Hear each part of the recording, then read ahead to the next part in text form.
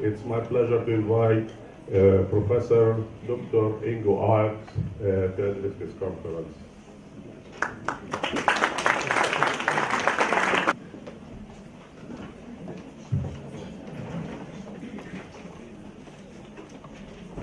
Can you help me with the... presentation. And my problem is to use a computer which is in Hebrew, where to push. But you already know Hebrew. Good morning, everybody, and thank you for the nice words of introducing me. It's really a pleasure for me to be here again. I come frequently to Israel, and I always try to stay at least 1 or 2 days here with our friends from the college, and it's always a pleasure when they invite me to speak to you. And when Mohammed Kubajarat invited me more or less half a year ago, well, I would come, he said we will have a conference called New Horizons in Teaching Science. Today I will talk about a new horizon which is formally already nearly over. This is education for sustainable development. In the moment we are still living in the United Nations World Decade of an education for sustainable development, which lasts from 2005 to 14, so it's nearly over. Nevertheless, there's a lot of things to do, and a lot of countries are thinking whether this World Decade from the United Nations should be extended, for example, in Germany. What today I want to talk about is a little bit about sustainability, what it means, and education for sustainable development is not only education for sustainable development, but it's a philosophy of teaching. It's a concept with a lot of different pedagogies, with a lot of different approaches. And will try to give you a little bit an overview where we are in implementing these United Nations worldwide goals of a different philosophy of education in general and science education in particular. And in the main part, which is number 4 here, I will come to some examples how this can be operated in the classroom in a good way or maybe even in a better way. It's more or less 25 to 30 years ago that the United Nations adopted on a political level a new philosophy for everything what they are doing. This was inspired by the World Commission on Environment and Development. No one really knows his title. Everyone talks about the so-called Brundtland Commission. And they made a report, Our Common Future. No one knows his title either. They called it the Brundtland Report. And the Brundtland Report defines something what we today call sustainable development, a development that meets the needs of the present generation without compromising the ability of future generations to meet their own needs. This is very general. Since then, this concept of sustainable development was elaborated in a lot of different models, a lot of different actions, a lot of different ways were suggested. Instantly, even in the Brundtland Report, people became aware that there are a lot of different dimensions in sustainability. Before, most people were only coming from an environmental point of view, were talking about environmental sustainability, to keep our nature for the future generations. With a change from environmental education to sustainability education, it became clear that we need some kind of a balance between environmental sustainability with other sustainabilities, for example, an economic sustainability or societal sustainability. There are a lot of models having different dimensions. For example, there are also models comprising a cultural sustainability, which is connected to these, and the example is always the rainforest in Brazil or Indonesia.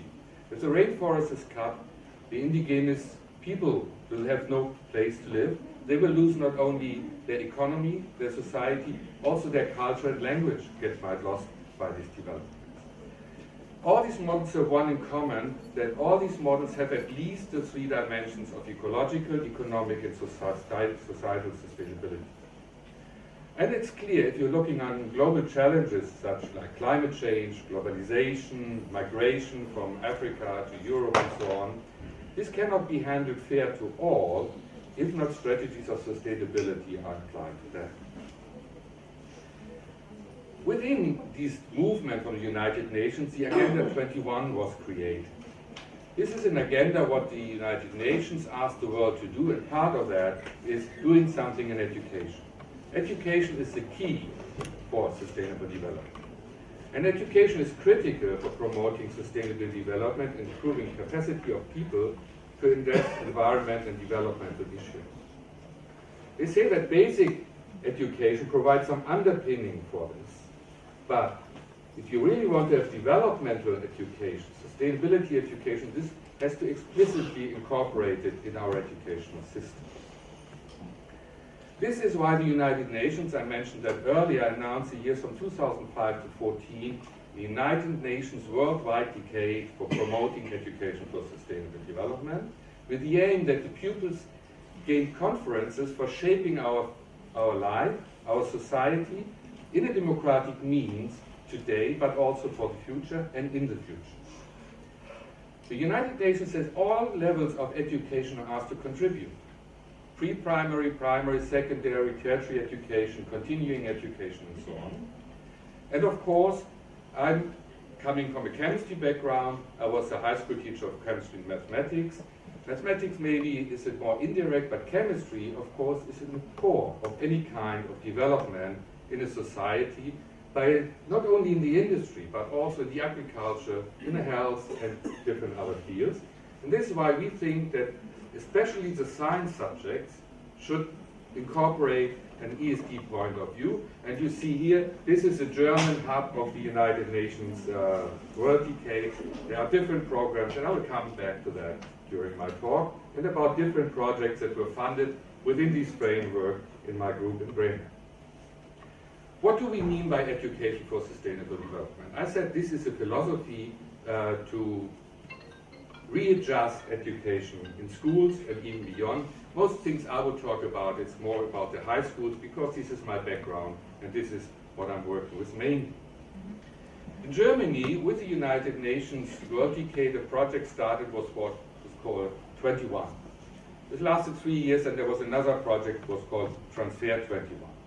These two projects were thought to implement education for sustainable development in German schools.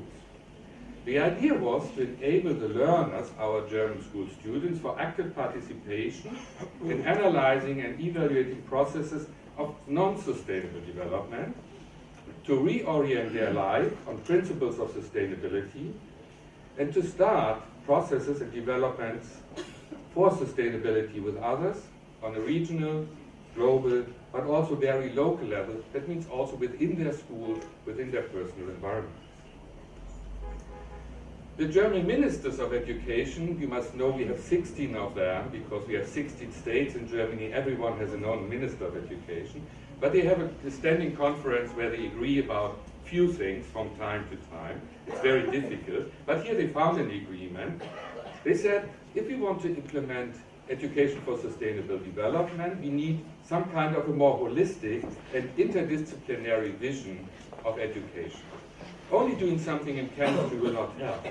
Only doing something in economy or political education will not help. We have also to readjust the aims from the transfer of knowledge into the minds of the learner towards more skillful learning, those skills which are important for sustainable development and political decisions about it in Germany, but also on a global level. That means if you readjust science education to sustainability issues, we need to enable our learners to shape our society actively in an ecologically compatible, economic powerful, and socially fair environment, under consideration of democratic principles, and this is also important for Israel as it's growing important for Germany, under consideration and respect for cultural diversity. So Israel is a multicultural society, and also Germany becomes more and more a multicultural society too. Gerte Hahn from Berlin, who was the president of the German hub of the World Decade, elaborated a concept which was called shaping competencies. Those competencies we need to shape our society in a sustainable way. This was the original group of 12 competencies that he outlined. In the moment he's working with 8, maybe in a year he's working with 10. So he's constantly rephrasing and reworking this concept. So I will not go into the details, but to show you just that these are aims which are very indirectly linked to most learning in schools. For example, learning in anticipatory thinking, to think what will happen if we do this and that, for example, on the climate or something. Competency for participation. How can I act in a society to influence society? Or competence in independent action or ethical action. A lot of things chemists or scientists are doing have an ethical implication. This is not self-evident for our learners in school, so it should be part of teaching. Gerda Hahn also suggested a pedagogical framework and said we need other things than we do today. We need more interdisciplinary knowledge. Even in science, we should reflect what the application of science does to the society, to the economy, to the ecology. We need participatory learning, learning how to participate in society, not only in subjects like politics or history, but also in the sciences, in the languages, in all school science subjects. And to do that, we need innovative structures. This was a lot of theory so far. We are near to the United Nations World Decade end. Nevertheless, a lot of things are to be done. We started about 4 years ago in the framework of a PhD work from Mareike Burmeister in Bremen, a case study. What are the teachers know about these ideas? Do they apply that? And what do they think about that? So we made a survey with 100 student teachers in my university and other universities, which were at the undergraduate level and more represent what they have learned in school so far. And we asked 100 postmaster of education teacher trainees in the north of Germany. And by qualitative content analysis, we found a very broad spectrum of teachers who didn't have any sound idea or never heard about it. We found several who have a naive understanding, say, sustainable development has anything to do with environment or something like that. We found some who had some kind of semantic understanding and said, sustainability education is learning that's available after 3 months or something. Nothing to do with ESD. Then we found a very few teachers who had an intuitive understanding, so said, this might be something about renewable energies and learn how it is made and so on. And we found elaborated understanding, those who already knew about the theory that I outlined before. This is the spectrum we found, but what really was strange to us was the distribution. So, if you look on these tables, we found more or less 80 to 90% of the university student teachers in chemistry and postmaster of education teacher trainees who never heard about that or had a very naive view on sustainability and education for sustainable development. In all the 200, more or less, we found exactly one student teacher, who had heard about the theory of education for sustainable development, and another about 10%, which is about 20, who had an idea what it means. On the other side, when we asked them on a scale from 1 to 10 how important these things are, we explained it to them and then give it between 1 and 10. 10 is very important, 0 is not of interest. They said, in general, this is really important, 8 point something, really on the top of the list. And even for their own subjects, they said, yes, it's also important for chemistry, with 7 point something.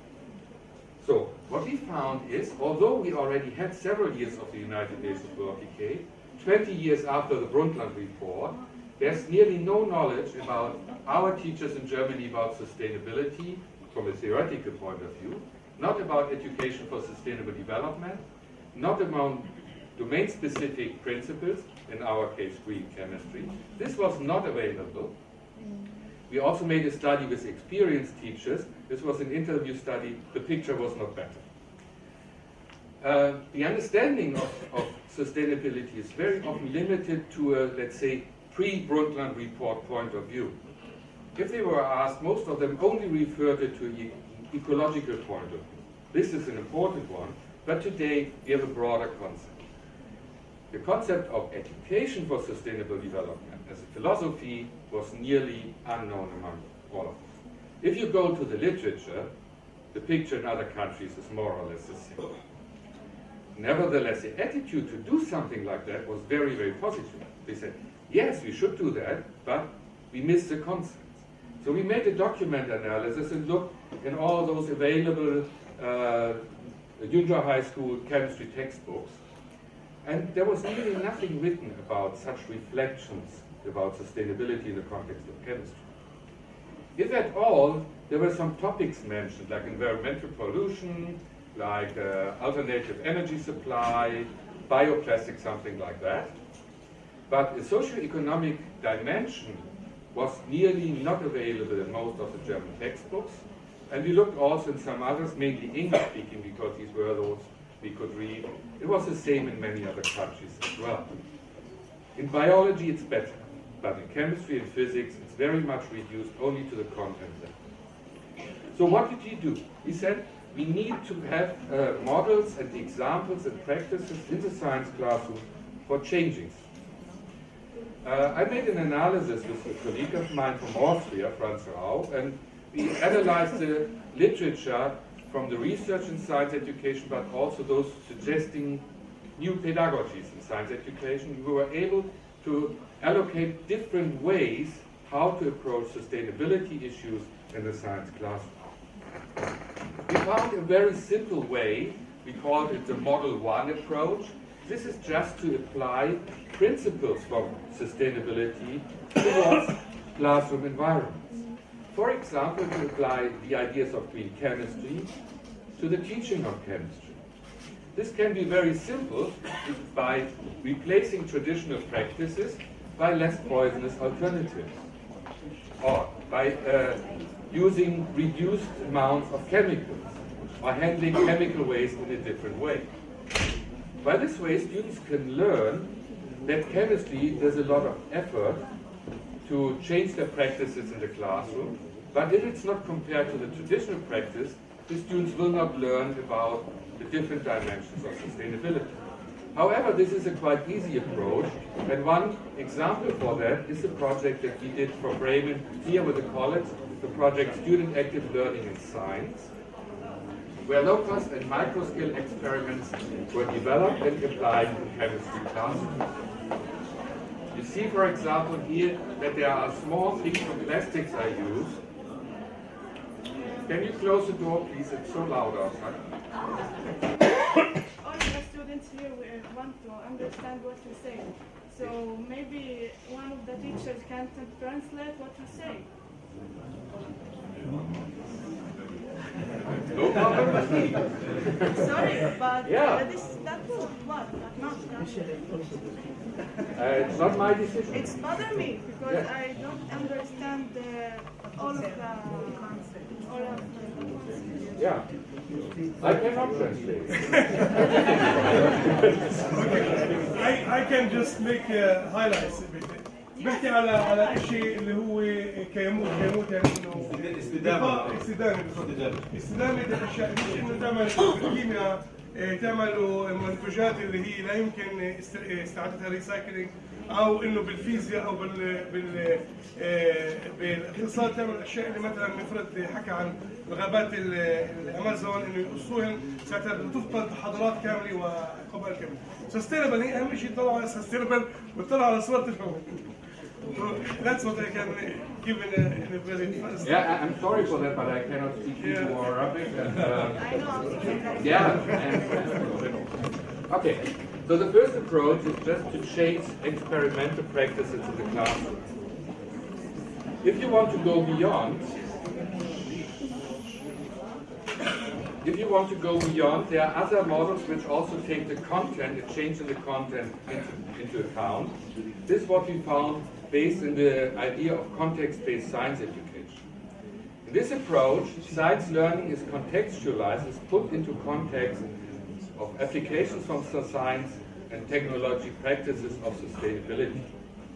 This approach highlights science behind sustainable processes for situated learning, for example, learning chemistry via the context of biofuels or bioplastic or photovoltaic applications. The advantage is that content is taught which is necessary to understand debate about sustainability issues, and it makes meaning to the students. However, in most of these examples, the societal dimension of these applications is very much neglected. One example also here, for example, we did something about learning about biodiesel, fuels for cars made from oils, in your case maybe from olive oil, in Germany from rapeseed oil, because we don't have olive trees. This is a big industry, but in most of these examples, it's just the chemistry behind explained. It is not reflected. What does it mean to the agriculture and the environment? I don't know whether you want to explain again. Just one maybe phrase or something بيحكي على انه هاي الوقود هي وقود من الزيوت. مثلا هون في زيت الزيتون خلينا نعمل وقود يعني، وبحكي على انه بعلموا كيف التركيبه الكيماويه اللي شايفينها قدامكم. مش فاهم منها ايش طبعا انا. انه هاي التركيبه بس بعلموها وخلص، ما بعلموش ايش التداعيات تبعتها والاسقاطات تبعتها على البيئه، على الاشجار الزيتون الى اخره. Okay. Both of these approaches are very limited in range, this one must say. Both of them are not really doing what the philosophical framework of education for sustainable development wants.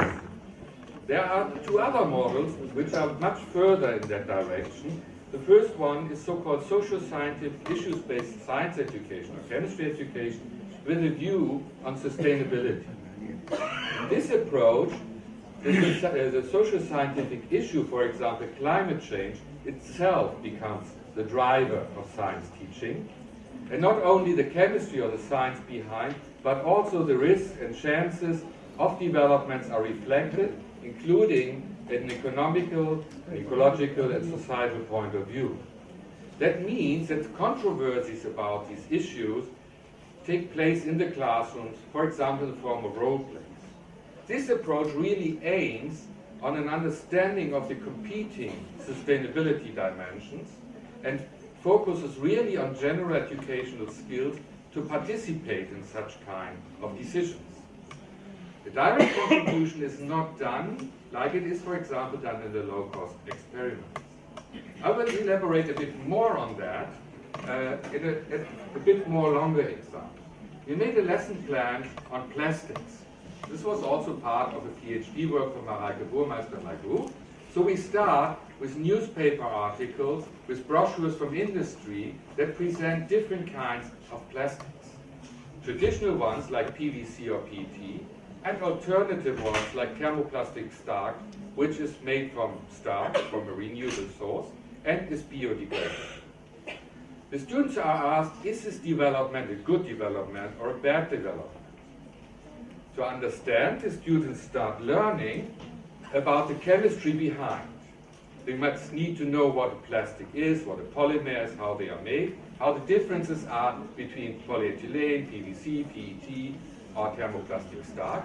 But this does not answer the question, is it a good or bad development?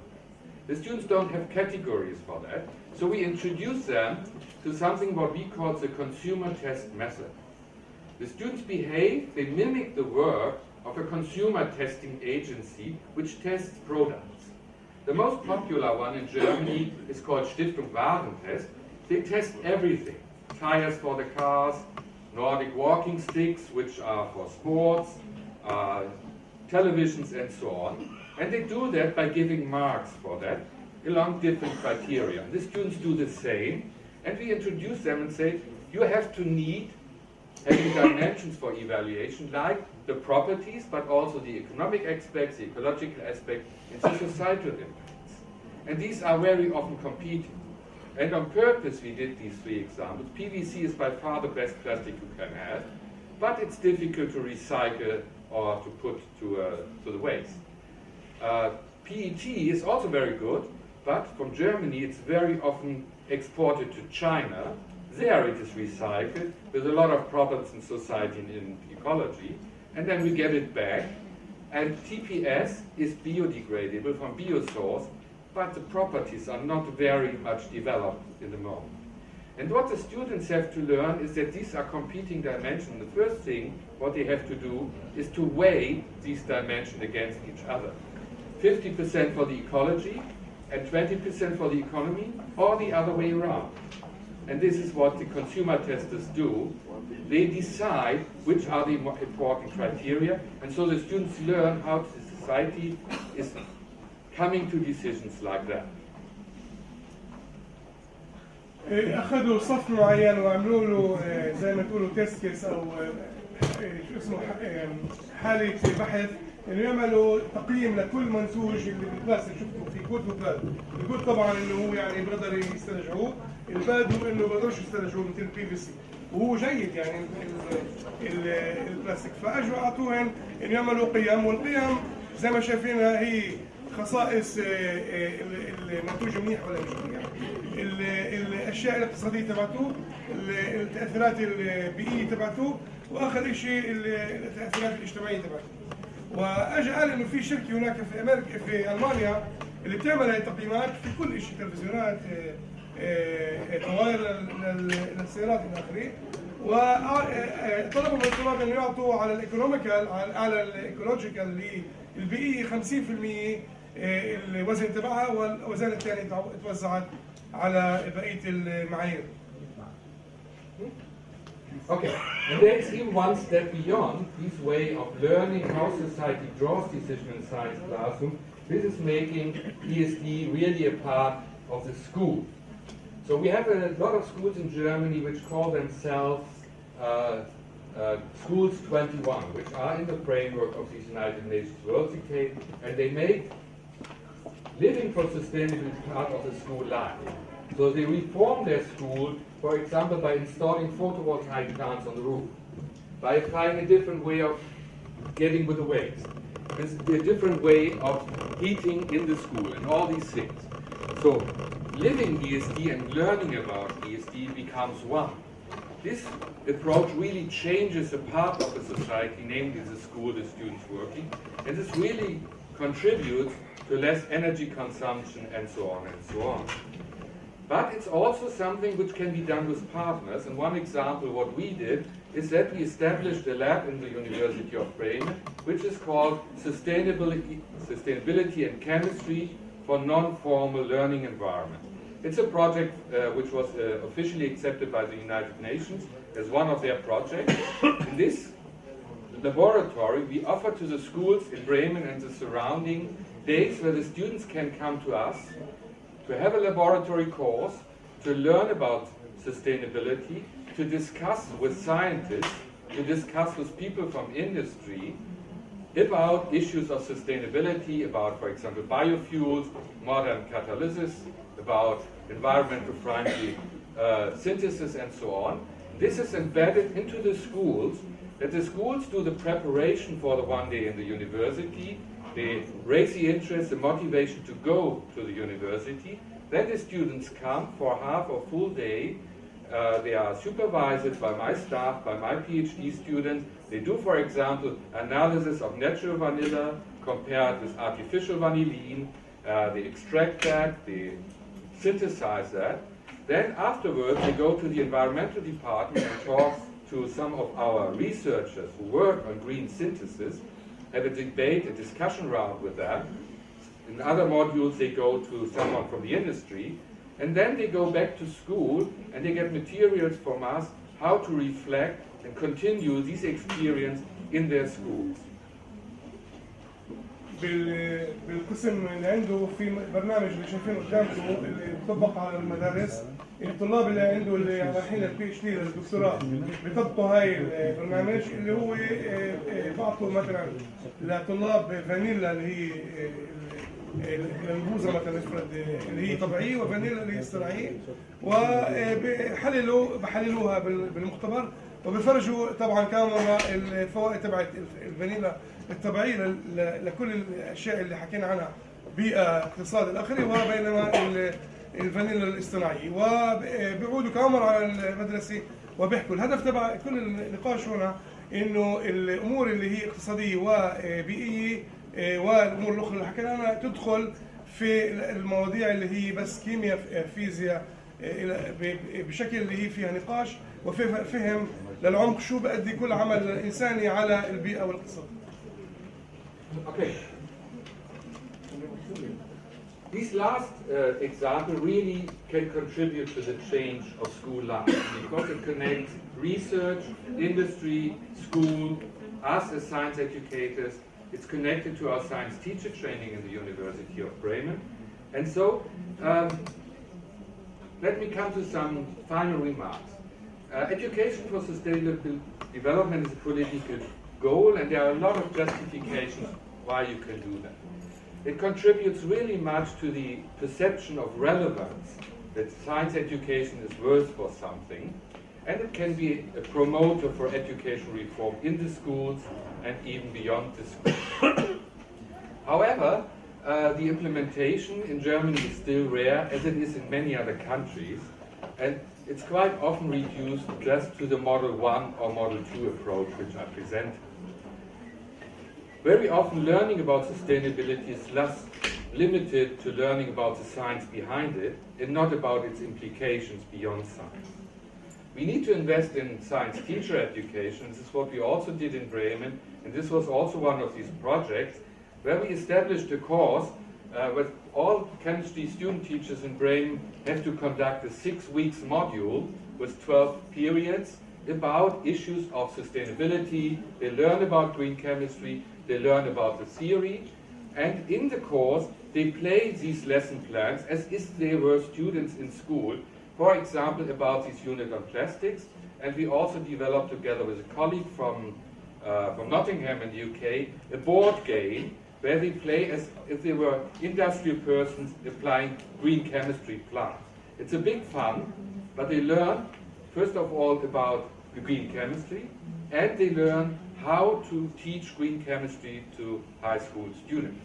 And in the end, we do some reflections on that. طيب عمليا هاي الشفيف الاخير يعني استنتاجات واسقاطات تبع المحاضره تبعته بقول انه في الجامعه اللي هو موجود فيها هاي بريمن في برنامج صار عملوا برنامج متكامل اللي فيه 6 اسابيع بتعلموا 2 ساعة بالاسبوع عن ESD اللي هي Education of Sustainable لاستدامه Development. وبحكي اياها موجودين عندهم في 3 ساعات لموضوع الاستدامه، 1.5 ساعة لموضوع النظريه عن النظريه، هن يعملوا نظريه او طوروا نظريه عن هاي القضيه، عن قضيه الاستدامه في الطبيعه وفي المجتمع وفي الاقتصاد، وشايفين تقسيم الساعات اللي بيتعلموها اسبوعيا طبعا. فبقول انه هدول الطلاب اللي بيتعلموا هاي الموضوع هن بدهم يصيروا معلمين زيكم انتم، وهن بيطبقوا هاي الفكره او هاي النظريه بيطبقوها كيف بيقولوا هلا خالي مع او بشكل عملي في المدارس طبعا بهالحياه او بالارشاد تبع المحاضر اللي قدامنا. So, thank you for your attention. Thank you for translation. And so, just give me one second more. I have to acknowledge the contribution of these young persons here. These are former and current PhD students of mine. Mareike, Nicole, Timo, Mark, and Nadia, and to be serious, they did more work on that than I did. And I have to thank the German environmental funds who funded a lot of these things. One final comment, if you are interested, you want to hear more for it, there will be a conference in June in Bremen. This is free of any charge. If you want to attend, you will be warmly welcome. There will be already some guests from Israel coming, like Rachel and Avi and some others. So this is my last slide. This is the mayor's house in Bremen, the cathedral, and you may know the tale about the Bremen musicians. And in Bremen they say if you have any problem with education or with anything else, you take the feet of a donkey, close your eyes, have a wish, and in the moment that you touch his nose, it will become true. So, thank you very much. Muhammad, thank you for inviting me. I want to ask you, do you need translators in this conference? I'm ready.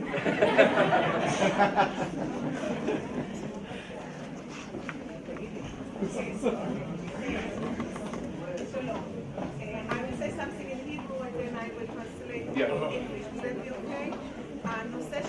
הנושא שדובר עליו עכשיו הוא הנושא של קיימות וחינוך לקיימות, ובאמת הנושא הוא קיימות. הוא רק עכשיו נכנס בדלת האחורית הלימודים. מכיוון שהנושא הוא מאוד מורכב, יש בו, כמו שהמרצה אמר, אספקט כימי, זאת אומרת מדעי, אספקט כלכלי ואספקט חברתי.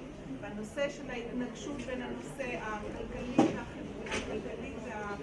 וה-environmental והסביבתי הוא נושא מאוד כבד.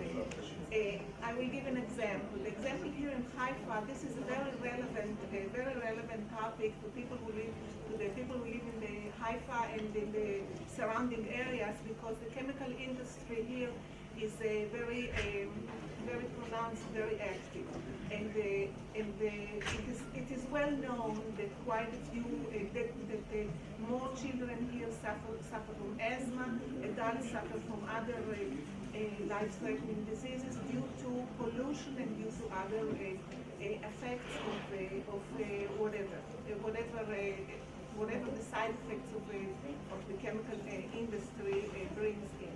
So what I was trying to say is that it is very important to start educating children from a very young age about the importance of the environment, not just to the beauty of the world, but also to their health and the health of the animals and everything else that surrounds, because there is very little awareness of this. Thank you. Yeah, was not fair. I totally agree. So, I'm not working with primary schools, but we start at the age of 10 with the students.